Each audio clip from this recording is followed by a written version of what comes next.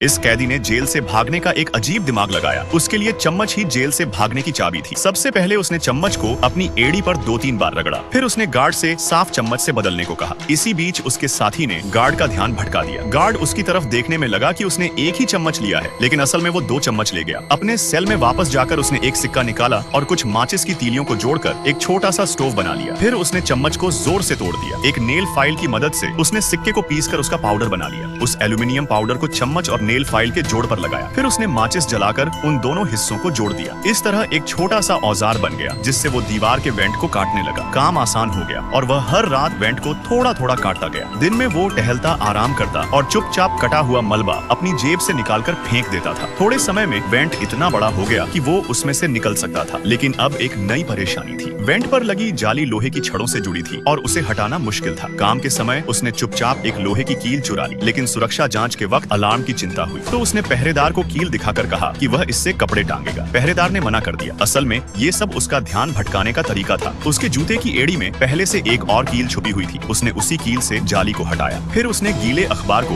Went के आकार में ढालकर उसे दीवार से मिलते जुलते रंग में रंग दिया ताकि नकली वेंट लगे। उसके बाद उसने एक नकली सिर बनाया, उसे असली जैसा रंग दिया, उसे बिस्तर पर रखा और कंबल से ढक दिया, जिससे लगे कि कोई सो रहा है। जाली हटाकर वो वेंट में घुस गया। बाहर से सब कुछ वैसा ही करके वापस सेट कर दिया ताकि किसी को शक न हो। जेल के पीछे एक पतली वेंटिलेशन पाइप थी, जिसे पकड़कर वो ऊपर चढ़ गया। उस समय एक गार्ड ने बिस्तर पर नजर डाली, लेकिन कुछ अजीब नहीं लगा। जैक वेंट से निकलकर जेल की छत पर पहुंच गया, लेकिन वहां से भी बाहर निकलने का कोई रास्ता नहीं था। एकमात्र रास्ता ऊपर एक मजबूत जाली से ढका था, जो जमीन से 3 मीटर ऊपर था। जैक के लिए वहां तक पहुंचना मुश्किल था। उधर गार्ड वापस उसी रास्ते से आया। जैक को अब भी सोता देख वह बगल वाले कैदी से बात करने लगा, जो पेंटिंग कर रहा था। बात करते वक्त गार्ड का डंडा नीचे गिर गया। जब उसने डंडा उठाने के लिए झुका तो उसे लगा जैक कुछ ज्यादा ही शांत है। वह थोड़ा शक करने लगा और हाथ बढ़ाकर देखने की कोशिश की। जब उसने छुआ तो असल में वही कैदी था।